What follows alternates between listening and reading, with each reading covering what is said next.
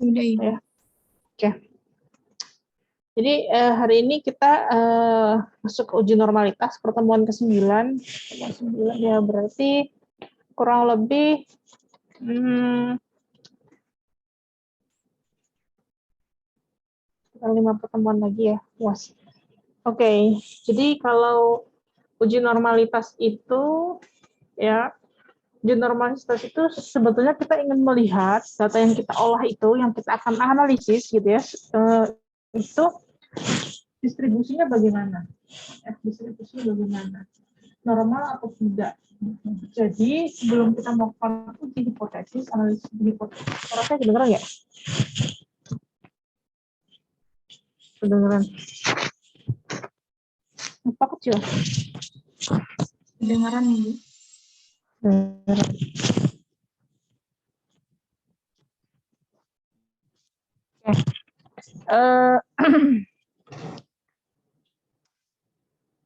Jadi sebelum kita melakukan uji hipotesis gitu ya, kita harus tahu distribusi data kita kondisinya bagaimana. Ya, apakah dia terdistribusi secara normal atau tidak gitu ya.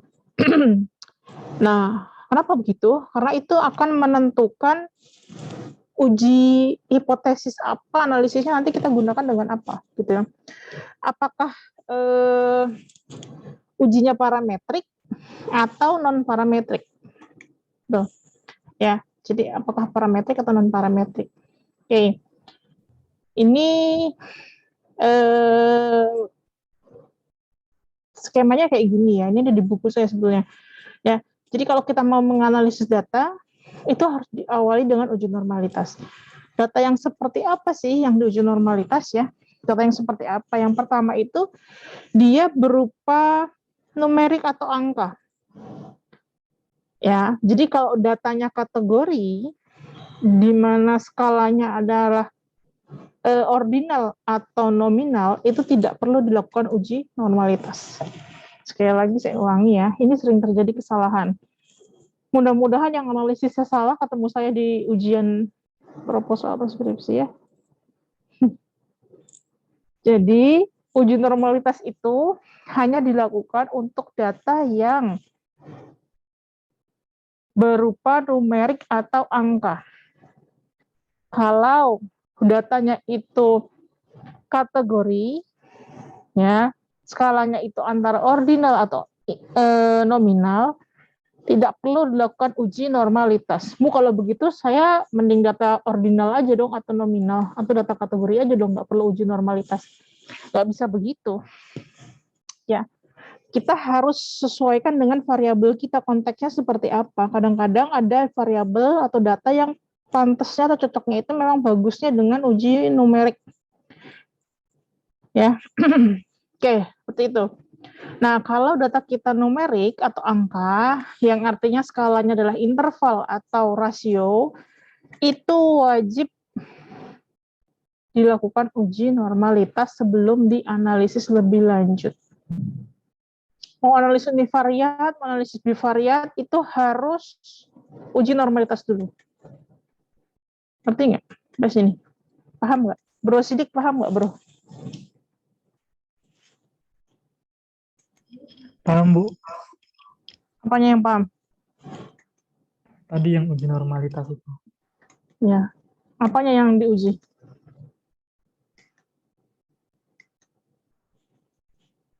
Datanya dulu, Bu, harus numerik. Nggak boleh Ya. kategori. Datanya harus numerik ya, tidak boleh data kategorik yang diuji. Saya udah ngomong begini ya, tapi nanti tetap aja ya, jenis kelamin diuji normalitasnya. Karena jenis kelamin kan 1, 2, Bu. Itu kodenya. Tapi sebetulnya dia kategori, di mana 1 adalah laki-laki, 2 perempuan. Itu tidak perlu diuji normalitas. Ya, contohnya apa nih? Data yang numerik atau angka. Contohnya IMT. Kalau status gizi itu data kategori. Status gizi itu data kategori ya. Tapi kalau IMT itu numerik. IMT kan angka ya. Tapi kalau status gizi itu kan kategori. Gizi buruk, kurang, normal, lebih, obes gitu. Ya. Sampai sini jelas ya. Oke.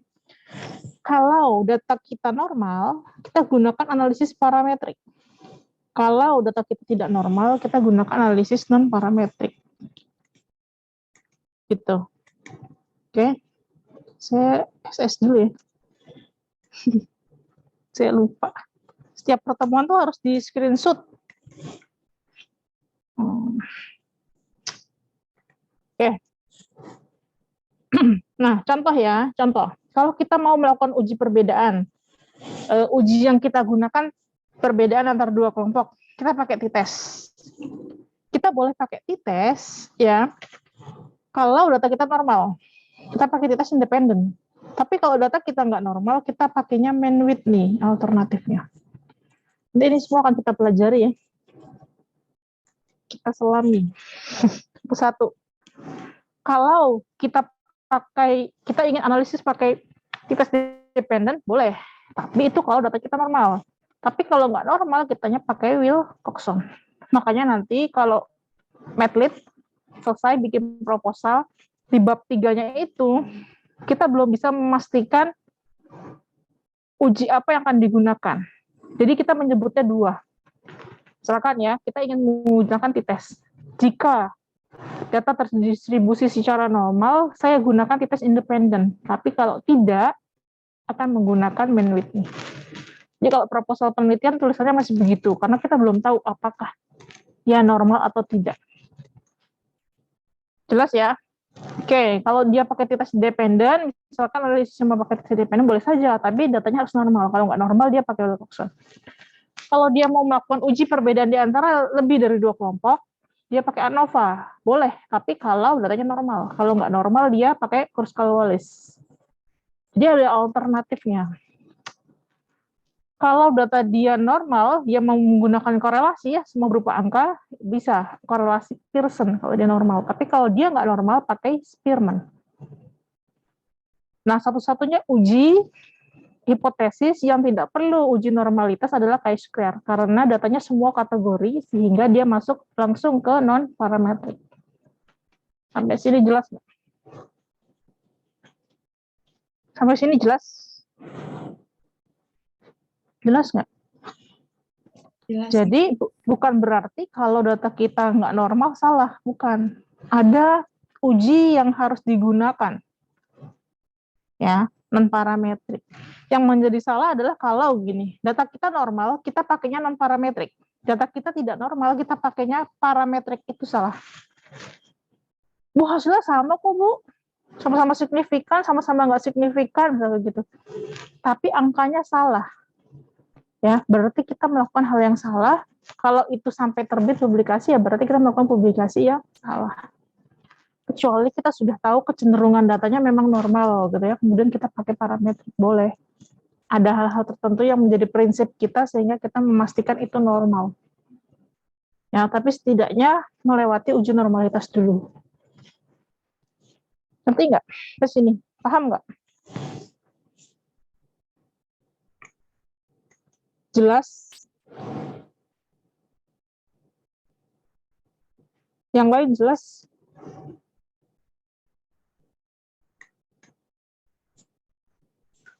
Oke. Ini langkah-langkahnya ya. Langkah-langkahnya. Jadi ada dua langkah yang harus dilakukan kalau kita melakukan uji normalitas ya. Jadi analyze frekuensi, masukkan variabelnya, klik di menu statistik, pilih min, median, standar deviasi, bla bla bla bla, klik continue, oke, selesai. Cat. Ya kayak gitu, gampang lah ya. Kedua, kita analyze lagi, kita masuk deskriptif, statistik, explore, ya. Di dependent list-nya masukin variabel yang mau diuji, yang lainnya kosongkan, klik plots, normality, continue, oke. Selesai. Kebayang nggak? Enggak lah, orang belum praktek. Kalau mandat nggak praktek tuh gimana? Bisa nggak mandat nggak praktek? Saya cuma jelasin gini, oke, terima kasih, selamat siang, assalamualaikum warahmatullahi wabarakatuh. Senang banget jadi dosen mandat gitu ya. Silakan baca modulnya dong. Bisa membaca kan ya? Baca modulnya ya. Silakan dipraktekkan di rumah masing-masing. Kayak gitu gimana kalau kayak gitu juga?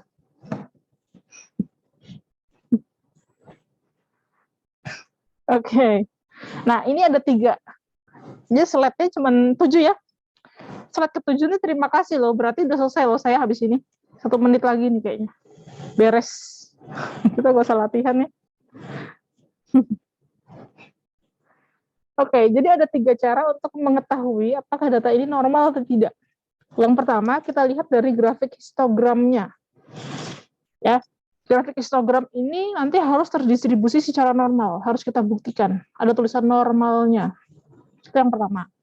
Yang kedua, pada tabel skewness dibagi standar error, itu nilainya harus antara -2 sampai 2 standar deviasi. Ini mohon dicatat ya. Ini kepake sampai nanti ujian skripsi. Percaya sama Tuhan, jangan percaya sama saya. Ya. Jadi yang pertama itu grafik histogram, ya, terus normal. Yang kedua, skewness dibagi standar error itu harus antara -2 sampai 2 standar deviasi. Nilainya. Berarti kalau dia kurang dari -2 ya nggak normal. Kalau dia lebih dari 2 ya tidak normal juga. Jadi dia harus antara -2 sampai 2. Jelas? Jelas gak?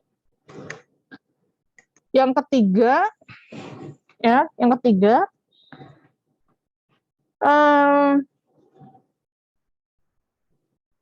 kita lihat uji Kolmogorovnya.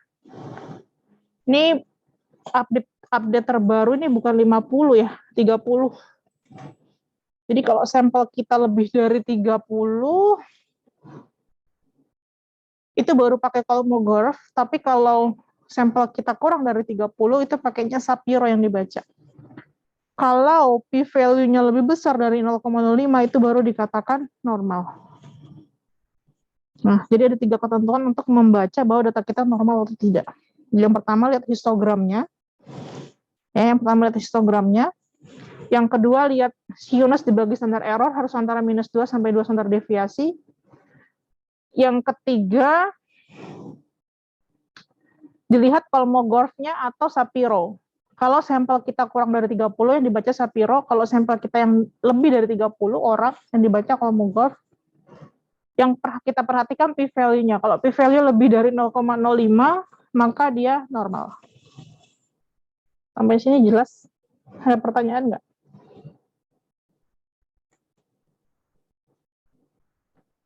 Ada pertanyaan? Jelas?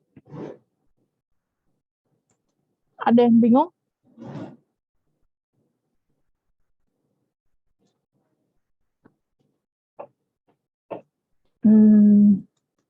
Ini nggak pada tidur kan? Jelas nggak? Bu, saya yang uji Kolmogorovnya masih ini. Ya, jadi nanti di dalam tabel itu ada 2 sisi hasil, ada Kolmogorov dengan Shapiro. Sama-sama memunculkan p-value. Nah, tergantung dari sampel kita jumlahnya berapa. Kalau sampel kita lebih dari 30 banyaknya, maka kita lihatnya tabel yang Kolmogorov. Tapi kalau sampel kita kurang dari 30, maka kita lihatnya Shapiro. Yang kita perhatikan p-value-nya. Kalau dia lebih dari 0,05, baru data kita normal. Oke, jadi nanti mengambil keputusannya bagaimana? Kalau, misalkan ini kan tiga uji ya. 3 uji ini harus dilakukan semua. Kalau 3-3-nya mengatakan normal, maka kita bisa bilang data kita normal. Kalau 2 mengatakan normal, 1 tidak normal, kita juga masih bisa mengatakan dia normal. Tapi kalau 2 mengatakan tidak normal, 1 yang hanya mengatakan normal, kita bilangnya tidak normal. Apalagi kalau 3-3-nya mengatakan tidak normal, berarti tidak normal. Jelas? Jadi kita lihat hasil terbanyak. Jelas nggak sampai sini? Ada pertanyaan nggak? Kemarin tugasnya udah saya koreksi ya, saya respon ya. Tugasnya itu rata-rata salahnya itu adalah nggak ada angka di atas. Kalau menyajikan data tuh harus detail ya, di atas grafik-grafik tuh harus ada angkanya, mau angka mau persentase itu harus ada angkanya. Kemudian harus diinterpretasikan. Ya, yang kedua kemarin dari hasil uji validitas reliabilitas yang banyak salah itu adalah semua kuesioner digabung, nggak boleh. Jadi kalau pengetahuan diuji sendiri, sikap diuji sendiri, kayak gitu. Ya, nggak bisa digabung. Jelas? Ya. Oke. Ada pertanyaan? Tidak? Cukup? Ibu, saya mau bertanya, Bu. Oh iya, silakan. Silakan, Bu Cica. Ala dulu aja deh. Ibu, saya masih bingung gimana cara munculin angkanya di grafiknya itu ya, Bu. Angka apa tuh? Kan tadi kata Ibu kan kalau misalnya bikin grafik gitu-gitu kan harus ada angkanya gitu-gitu kan, Bu. Nah, itu teh angkanya gimana gitu, Bu. Oh, Perasaan nggak ya, nongol-nongol. iya, kalau angkanya biar nongol, atuh mesti dikotak-atik sendiri. Sebetulnya kan gini, kita menyajikan data itu kan nggak harus pakai SPSS. Kamu bisa menyajikan data pakai Excel, pakai Word. Yang penting udah diolah di SPSS, berapa persen yang baik, misalkan berapa persen yang buruk. Nah, kamu olah aja pakai SPSS, pakai Word atau Excel gitu, kemudian nanti baru dikumpulkan, kan boleh. Atau kalau mau pakai SPSS ya bisa, tetapi memang harus ditak-atik. Tergantung dari jenis penyajian datanya. Saya nggak hafal semuanya ya. Maksudnya kalau kamu pakai line yang jenis apa, bagaimana cara memunculkan, itu kan sendiri-sendiri. Ya nggak sama semua gitu loh. Nah gitu. Tapi bukan berarti kayaknya yang paling gampang itu diagram batang, semua ya saya selalu komentar monoton. Ya, padahal kan sebetulnya gini, ya udah kalau harusnya ya Tiara, ya udah yang 2 gue pakai SPSS, yang lainnya gue olah pakai yang lain, kan bisa aja. Ya enggak, yang penting kan menyajikan data, kan saya mintanya silakan disajikan data ini semenarik mungkin. Nggak kepikir ya? Iya sih, nggak apa-apa sih, saya kasih tahu setelah ujian juga kan ya. Oke, makasih banyak Ibu. Ya. Gitu, nanti kalau di skripsi, kalau memang kesulitan menganalisis atau mengolah atau menyajikan data dengan SPSS, bisa pakai Word, bisa pakai Excel gitu ya.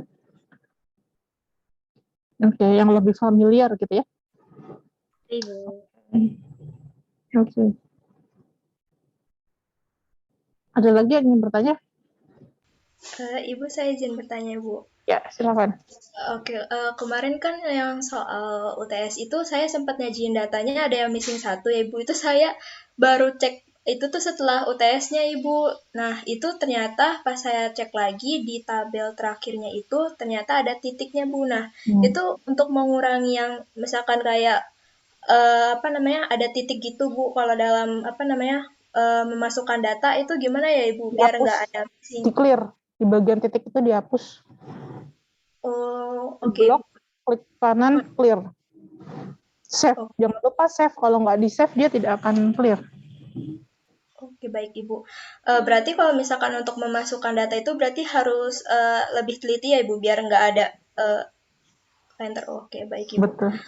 Oke, Ya, kemarin untuk yang menyajikan grafik juga Ibu, saya kemarin menyajikan grafiknya itu nggak pakai yang dari contoh SPSS-nya, Ibu, saya dari YouTube waktu itu, nggak dari yang grafiknya Ibu, yang Grabs itu, tapi saya dari yang analyze, terus langsung pilih ke histogram, itu nggak apa-apa, Bu, kalau caranya kayak gitu? nggak apa-apa, kamu menyajikan dengan histogram berarti kan?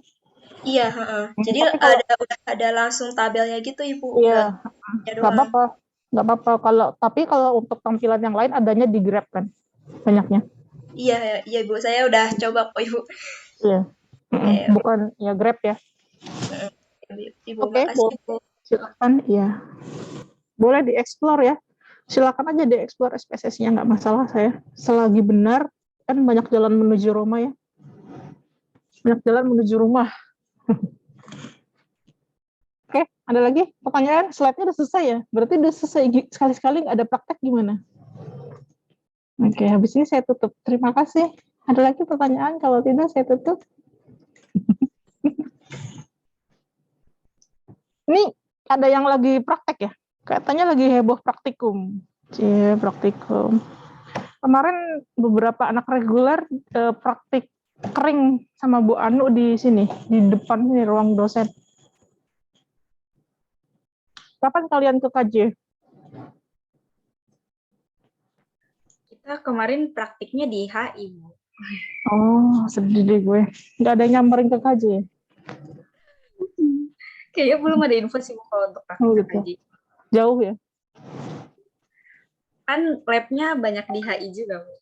Oh iya, berarti saya yang harus ke sana begitu ya. Iya. Oke. Kita mau latihan ya. Kita latihan ya. Atau saya tutup aja. Pokoknya lebih seneng ya kalau kuliah cepet ya. Kan, Bu. Oke. Ini kita buka. Silakan dibuka data yang saya nggak tahu datanya namanya apa di kalian ya. Data yang ini nih. Kelihatan nggak? Yang ada asupan kalori, skor gizi, yang mana tuh? Gula darah. Ini udah ada ya? Sudah ada data ini ya? Silakan dibuka deh. Kita latihan karena ini datanya memang numerik semua. Ini yang namanya data numerik ya. Tidak ada kategorinya sama sekali, tidak ada pengelompokannya sama sekali, hanya jenis kelamin. Nah, ini satu-satunya variabel yang tidak bisa diuji normalitas di data ini adalah jenis kelamin. Karena dia ada kategorinya nih. Tuh. Oke. Sudah dibuka? Sudah dibuka? Ini ada yang lagi di kampus ya, enggak? Bawa laptop semua?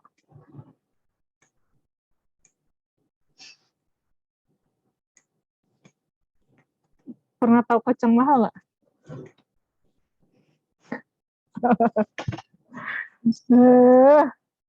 Ini saya nggak ditanggepin nih.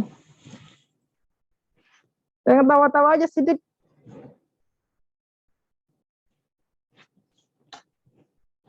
Rizka, harga kacang lagi mahal ya?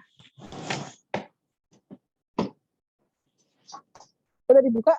Silakan filenya. Ini namanya Endah. Ini gimana nih? Bakhori. Bakhori itu yang mana ya orangnya?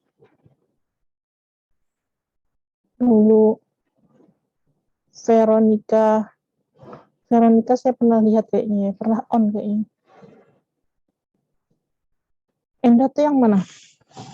Bakhori itu yang mana? Prestia saya hafal. Tiara yang Bu Cica ya. Indah saya tahu, Rizka saya tahu. Sidik tahu. Arlin tuh yang mana tadi? Yang imut itu ya?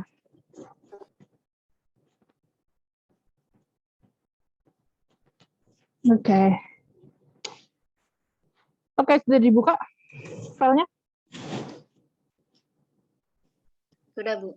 Udah, yaudah. Ada yang share screen. Siapa yang mau share screen?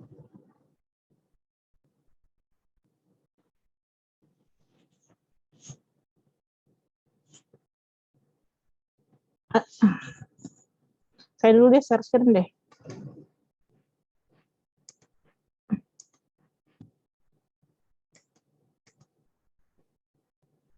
Nggak bisa on cam, jaringan nggak stabil. Oke.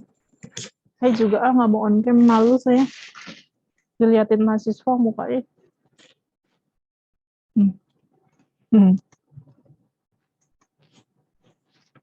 Oke, sudah. Nah, coba sekarang siapa deh yang mau minta data apa yang kita mau olah? Yang kita mau uji normalitasnya kira-kira, data apa? Silakan. Dina, ayo Din, mau data apa Din yang diolah Din? Kapan lagi kan ngerjain saya? Data apa Din yang mau kita olah siang hari ini? Asupan kalori, Bu. Oke, asupan kalori kita coba ya. Berdasarkan permintaan Dina, kita analisis asupan kalori apakah dia normal atau tidak. Caranya gimana? Ya. Nih, caranya gimana? Ini yang terlihat apa ya di slide ya? view. Data view. Oke, analyze.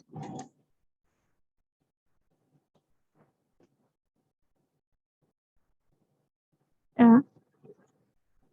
Kita ke sebentar ini menghalangi. Kita analyze. Kita ke frekuensi. Sudah? Sampai sini sudah? Semua? Sudah belum? Guys? Udah, Ibu. Udah. Oke. Pindahkan variabel yang kita mau uji. Apa tadi? Asupan kalori ya. Ini. Pindahkan ke sini. Sudah? Semua? Oke. Kemudian pilih statistiknya.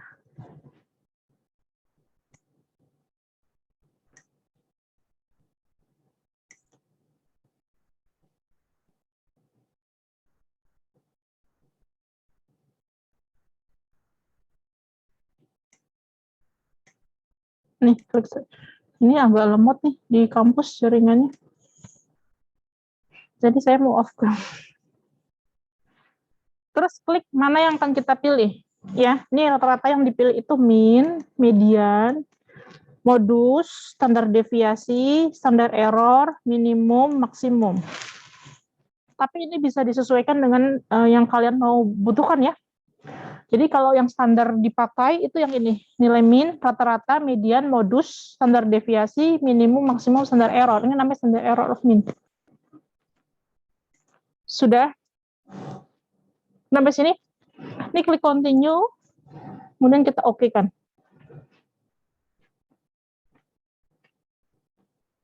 Sudah? Sampai situ ya? Oke, ini tampilan saya apa yang di layar? Data view, Bu. Kasih data view, Bu. Oke. Kita ke chart, maaf lupa. Kita ke chart. Kita klik yang histogram. Ini klik ini, baru continue, maaf. Kita balik lagi tadi ya.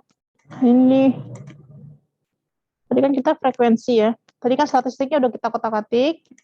Terus chartnya jangan lupa saya ini. Ini, continue. Baru oke. Ya.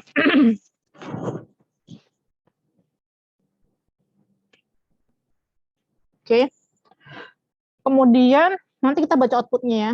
Udah selesai itu step pertama, kita masuk step kedua. Analyze. Belum muncul ya di layar saya. Belum muncul di layar saya. Analyze, descriptive, statistik, kita pilih explore. Saya ulangi ya. Analyze, descriptive, statistik, kita pilih explore. Sudah sampai sini?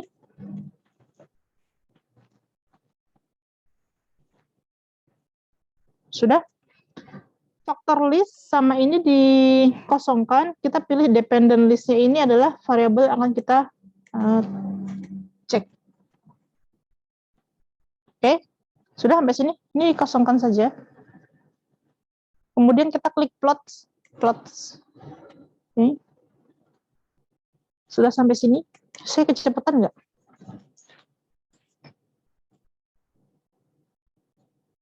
Sudah? Di plots ini kita klik yang normality plots with test. Ya? Ibu, maaf saya ketinggalan. Oh, sampai mana ketinggalan? Sampai yang dependent list. Ini. Yang udah masukin asupan kalori. Ya, ini masukkan ke atas, yang faktor list sama label case ini dikosongkan. Kita klik plots. Sudah. Kita klik normality plot with test. Sudah? Sudah belum? Gisya. Oke, kita continue, kita oke. Udah.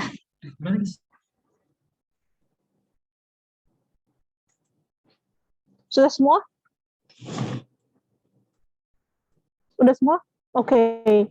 Apakah outputnya muncul? Muncul Ibu. Oke. Coba di-share outputnya. Ini ya, muncul ya. Ini tadi kita sempat uji 2 kali ya. Kita sempat uji 2 kali yang bagian atas ini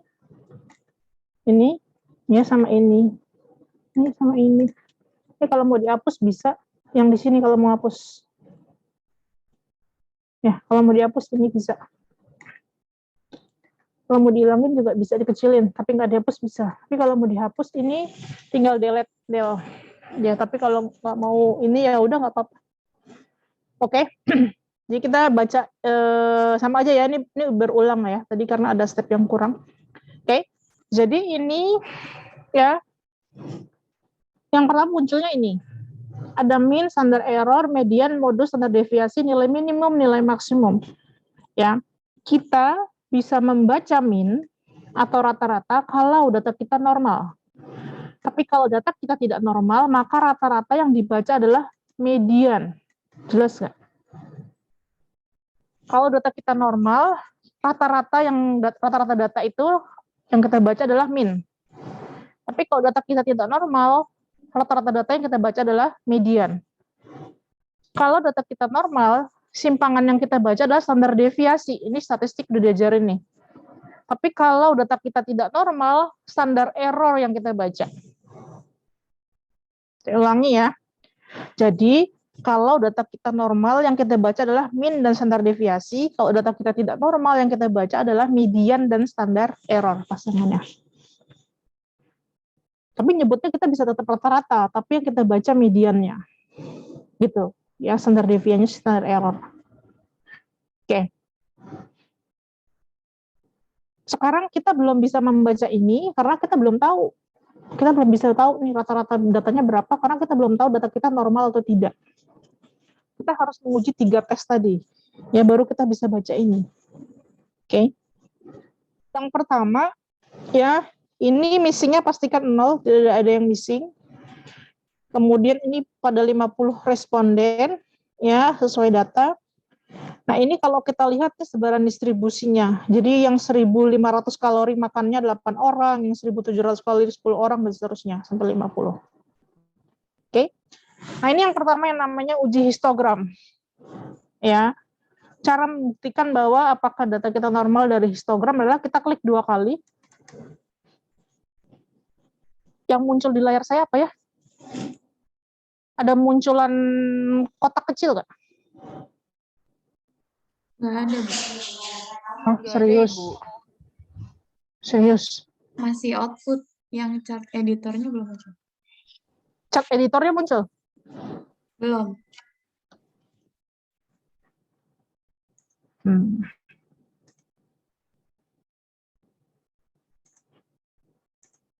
Ini kelihatan nggak? Sudah, Ibu. Oke. Setelah diklik 2 kali, dia akan muncul chart editor begini. Oke. Ya. Setelah itu, gini deh.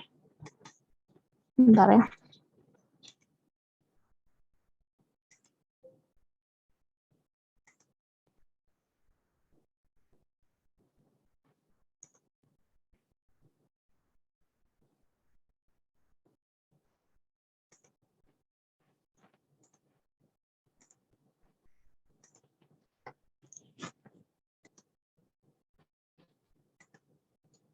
Oke, ini yang kelihatan di layar apa ya?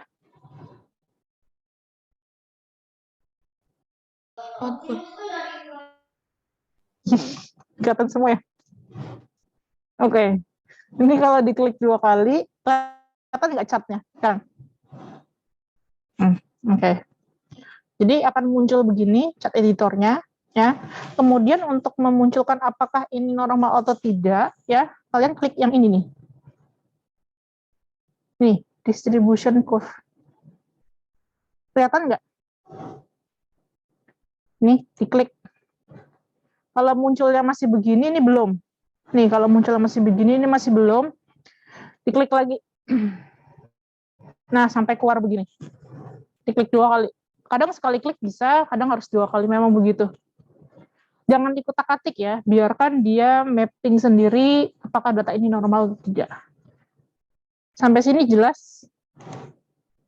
Jelas? Jelas, Ada yang, Ibu. ada yang terlewat nggak? Oke, ini tinggal di close. Ya. Tinggal di close, ini juga di close aja. Chart editornya di close aja. Nah, di sini dia ada keterangan normal sekarang. Dan ada garis ini menyatakan kurvanya normal. Jelas? Kalau dia menceng, dia tidak akan normal. Ya, kalau menceng, ya nggak bakal normal. Please. Oke. Jelas? Nah, yang kedua, yang pertama sudah bisa semua. Nah, rata-rata histogram itu kebanyakan normal menyatakannya. Tapi saya nggak tahu ya kalau datanya kemudian menceng gitu, kemudian dia nggak normal. Jadi, yang penting diklik 2 kali, ya udah biarkan dia berkembang sendiri apakah normal atau tidak. Oke. Yang kedua, ya kita akan menemukan tabel ini. Kita akan menghitung skewness dibagi standar error. Yang mana skewness nih? Skewness nih. Kemencengan. Standar errornya yang mana? Yang ini, standar errornya. Nih. Nih. Jadi skewness dibagi standar error. Bu, ini muncul lagi min mediannya dan sebagainya. Iya. Jadi Anda nanti bisa baca di sini, mau bacain tabel atas ini pun bisa. Sama isinya. Oke. Nah, skewness ini dibagi standar error, tadi saya bilang harus apa dikatakan normal? Harus berada di rentang berapa sampai berapa? Ayo lihat contekan dulu. Minus 2 sampai 2. 2 sampai Ya. 2 itu. 2 sampai 2. Sekarang coba berapa? Minus 0,176 dibagi 0,337. Berapa itu? Minus 0,522. Minus 0,522. minus 0,522. Oke, kalau minus 0,522 itu kira-kira ada di rentang minus 2 sampai 2 atau enggak? Minus 0,5 itu ada di rentang minus 2 sampai 2 atau enggak? Ada. Ada. Yang benar. Nih kelihatan apa nih yang kelihatan? Ini apa yang kelihatan? Yang papan tulis putih, Bu. Oh iya. Oke, jadi minus 2 itu maksudnya gini nih. Maaf ya kalau belok-belok ya. Saya grogi soalnya. Ini 0, oke. Di sini minus 2, di sini 2. Ya, jadi harus ada di rentang ini kalau dia normal. Oke. Nah, kalau minus 0, berapa tadi? Minus 0,5 ya.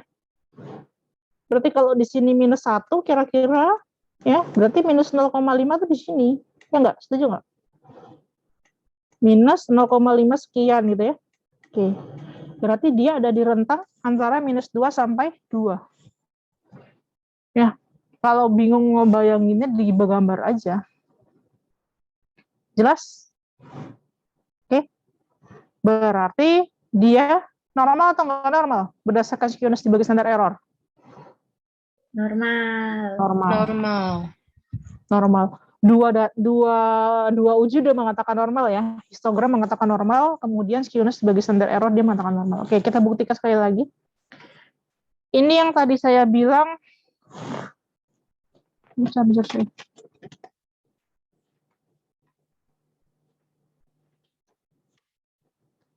Oke, ini yang tadi dibilang kalau mau graph dan Shapiro dia akan muncul dua-duanya begini. Yang p-value tuh yang ini, yang ada tulisan signifikan ini. Ini adalah p-value-nya. Oke, tadi dibilang kalau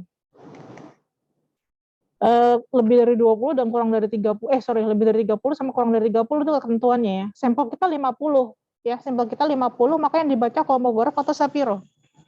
Kolmogorov. Homogorph. Yang ini. P-value-nya ini 0,00000. Lebih besar atau lebih kecil dari 0,05? Lebih kecil. Kalau lebih kecil dari 0,05 normal atau tidak normal? Tidak normal. Karena kalau normal itu harus lebih dari 0,05.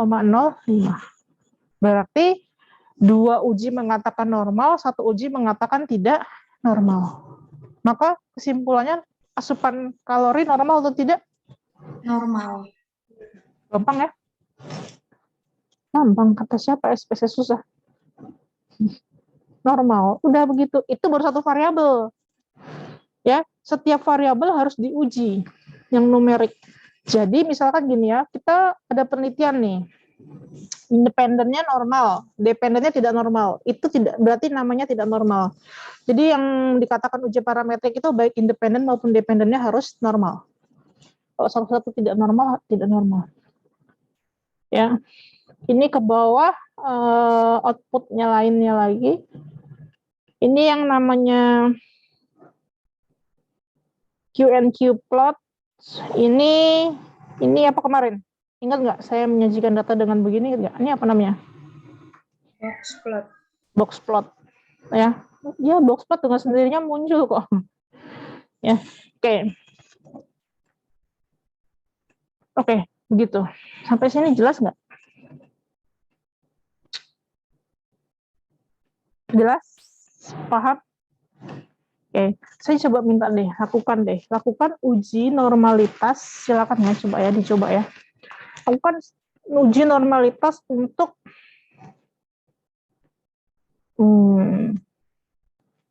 tinggi badan. Coba, silakan, dicoba.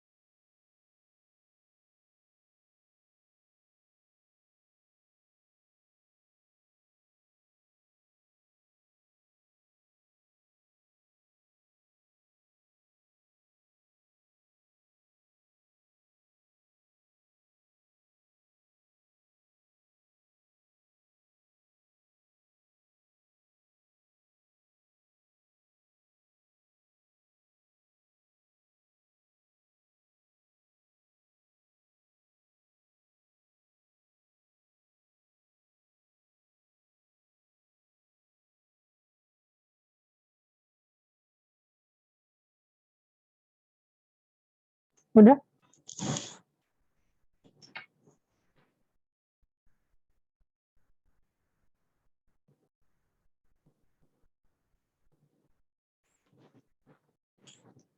Sudahkah? Belum?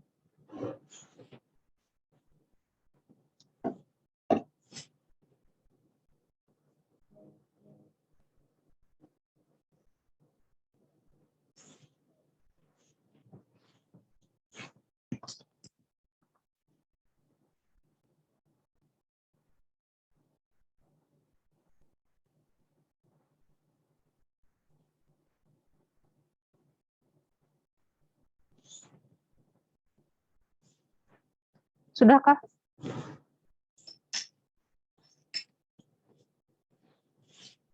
Sudah, Ibu. Sudah ya. Ada yang mau ini? Share screen? Saya boleh. Boleh, silakan.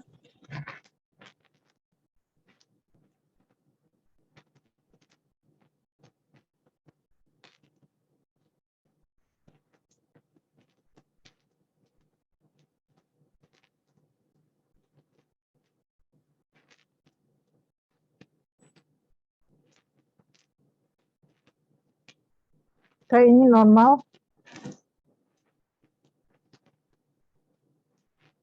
Minus dibagi standar error berapa, Ras?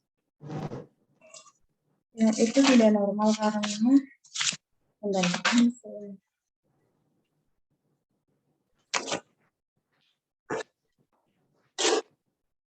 Ras. Minus dibagi standar error itu 30,87. Nah, apakah tidak normal karena di luar minus 2 sampai 2 standar deviasi. Berapa hasilnya? Berapa? 30,87. 0,15 itu dibagi 0,6. Maaf. 0,102 dibagi 0,33 itu ya? Iya, Ibu. Benar? Bentar. Dan saya salah. Itu titik, itu maksudnya 0 depannya ya? 0,30 berarti normal. 0,102 dibagi 337. Hasilnya Ya. 0,30. Itu masih 0,30 itu masih di antara minus 2 sampai 2 ya? ya. Jadi normal. Normal. Oke, 2 mata ke normal. Terus yang terakhir? Terus yang uji Kolmogorov karena respondennya lebih dari 30, jadi kita lihatnya di yang Kolmogorov. Terus nilainya p-value-nya lebih kecil daripada 0,05, tidak normal. Oke, berarti normal ya? Ya. Oke, tinggi badan normal, kemudian tadi asupan normal. Misalkan ya, kalau mengaitkan antara tinggi badan dengan asupan, gitu misalkan ya, ingin menganalisis apakah ada hubungan antara tinggi badan dengan asupan, gitu ya. Apakah ada hubungan asupan dengan tinggi badan? Kalau dua-duanya normal, itu gunakan parametrik. Kalau salah satu nggak normal, gunakan non-parametrik. Tapi ada dosen yang berpedoman pada gini, yang penting dependennya. Misalkan ya, saya ingin melihat apakah ada hubungan asupan kalori dengan tinggi badan. Saat ini misalkan ya, apakah ada hubungan asupan kalori dulu dengan tinggi badan yang sekarang. Nah, yang penting tinggi badannya, dependennya. Jadi kalau dependennya mengatakan normal, pakai parametrik. Kalau dependen mengatakan tidak normal, gunakan non parametrik. Ada yang dosen menggunakan teori itu, jadi jangan kaget ya. Gitu. Jadi siap-siaplah membunglon jadi mahasiswa ya, mengikuti apa kata dosen. Tapi kalau dosennya salah ya jangan diikutin. Dikasih tahu, woi salah woi. Oke, jelas nggak? Oke, jelas ya, gampang ya uji normalitas ya. Uji ini sebetulnya gampang, mudah dipahami, tapi sering dilewatkan. Ya, lupa. Oh iya Bu, saya saking semangatnya langsung aja uji hipotesis. Ya, nggak bisa kayak gitu. Oke. Ya, jadi harus ada uji normalitas. Nah, belum selesai nih kita. Coba saya share tadi. Ini contoh yang asupan tadi ya. Kita belum interpretasi. Oke, jadi ya kalau nanti disuruh menyajikan hasil karena datanya ini sudah normal, maka yang dibaca apa? Yang ini yang dibaca apanya? Rata-ratanya kita yang dibaca berapa? Angka berapa? Berarti kalau datanya normal. Berarti rata-rata asupan kalori responden berapa? 1917. 1917 yang min. Standar deviasinya berapa? 269. Yes, 269. Ya. Berapa asupan kalori paling rendah yang dikonsumsi responden?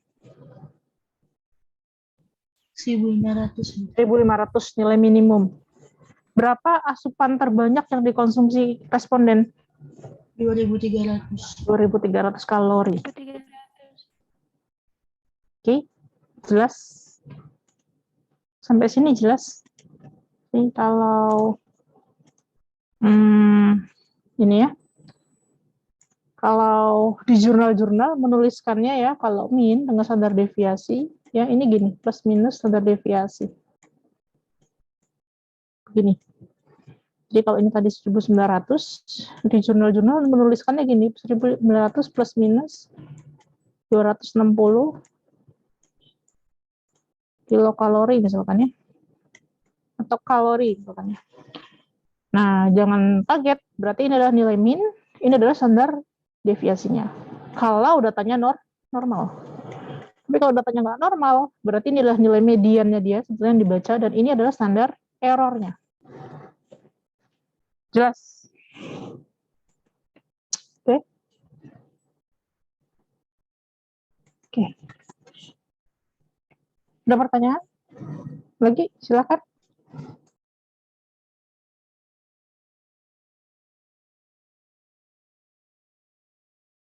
Sudah cukup jelas? Minggu ini nggak ada tugas. Ada tugas nggak?